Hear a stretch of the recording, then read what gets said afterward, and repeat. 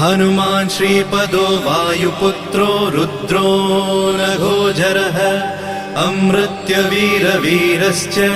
ग्रामवासो जनाश्रयः धनदो निर्गुणः शूरो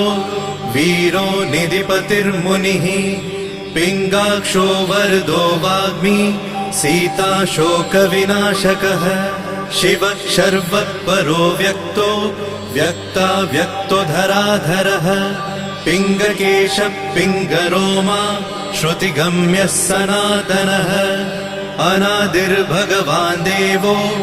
विश्वहेतुर्जनाश्रयः आरोग्यकर्ता विश्वेशो विश्वनाथो हरीश्वरः भर्गो रामो रामभक्तः कल्याणप्रकृतिस्थिरः विश्वम्भरो विश्वमूर्तिर्